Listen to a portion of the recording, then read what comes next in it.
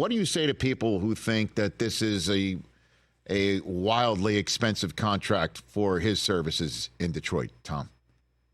Well, Jared Goff's was entering the final year of his contract. So this is the natural time when, if you're going to commit to a quarterback, you're going to want to do it in advance. Otherwise, you go down a Kirk Cousins, Dak Prescott path where either the guy leaves or it becomes much, much more expensive to get something done later. So when you're Brad Holmes and you go all the way back to LA when the Rams drafted him, #1 overall back in 2016, and then, of course, gets the reunion via the Matthew Stafford trade at the time. Goff, it was just, that's the throw in. Because it was a cash dump and a cap dump for the Rams to offload Jared Goff's guaranteed money. But Brad Holmes was very consistent all along, saying, we believe this is a guy who is more than just a bridge quarterback. So this contract that Goff had been on, which at the time was this albatross that the Rams needed to get off their books, has actually been very affordable relative to the level at which Jared Goff has played in recent years here. We can all debate, whether you should come in second or eighth or 10th.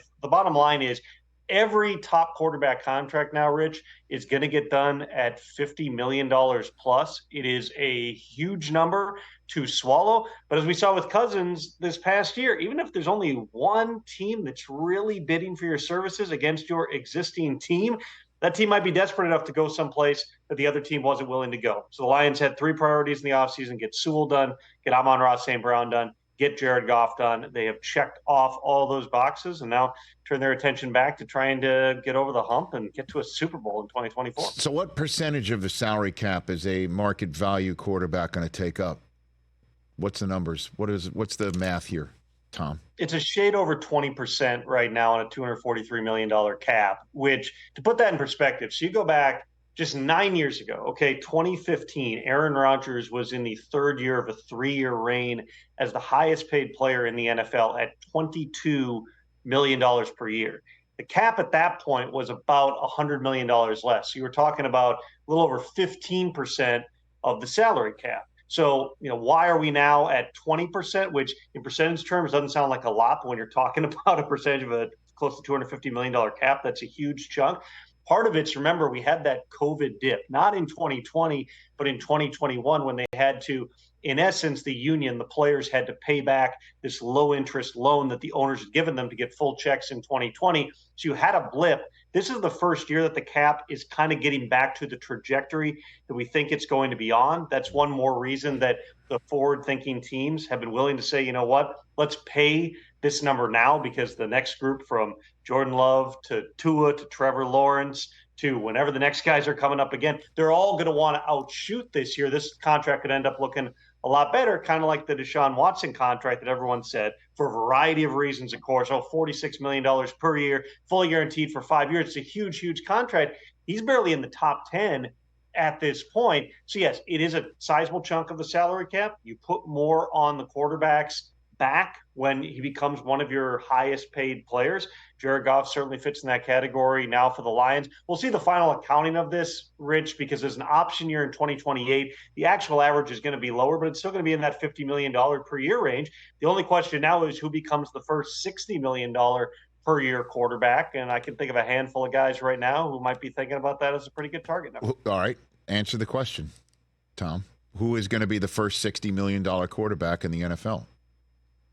It's a great question, because the ones that are up right now, you can look at and say, they're going to be the next ones to get paid. It is Jordan Love, who is eligible. He did the 1-year kind of bridge contract last year to take the place of the 5th-year option because he hadn't really started for the Packers at that point. So he now is a guy that they're going to extend. That one's going to be somewhere in the 50s. I don't know that it gets to 60 just based upon the timeline here. Tua Tagovailoa is somebody who has acknowledged publicly that there have been contract talks. Hasn't been around the Dolphins so far in the course of the spring. We'll see as we get out the next week or two here whether he's out there for OTAs, but he's another one who, if you're talking about the aiming point, that's going to be $50 million plus. A lot of layers to that, of course, with the medical history, with the concussions, but he did stay healthy for all of last season. He's played at a really high level under Mike McDaniel, particularly when he's had his full complement of weapons, which wasn't really the case down the stretch for Miami. I think Trevor Lawrence is a complicated type of a calculation in terms of, have you seen the consistency at this point say Trevor Lawrence deserves to be paid at the top of the market. But realistically, there's no real reason for Trevor Lawrence to rush and take a contract below $50 million per year. So that one's probably going to have a 5 in front of it as well. And then you got Dak, who is headed right now toward becoming an unrestricted free agent next March. Jerry Jones continues to say we want Dak to be the quarterback. His actions would indicate otherwise in terms of, at minimum, they want to buy time and see how the season goes on everybody. On Mike McCarthy, who's in the final year of his deal, on Dak, who's in the final year of his contract right now. If that deal gets done next March, or even if Dak plays at a high level this season and then walks, that could end up being the first $60 million per year guy. You got to wait 3 years to get your contract. So we can all talk about, CJ Stroud and guys like that. Realistically, Stroud, they can't pay him for at least the next couple of years here. Maybe that's the name. If it's not Dak, Stroud could end up being the guy, just because the timeline when he becomes eligible for a new contract is about 20 months from right now. If he continues to play at this level, that could end up being the one who, just based upon where the cap is going, could be the one that gets over that $60 million ceiling. Catch the Rich Eisen Show every single day on the Roku channel, 12 to 3 Eastern, for free.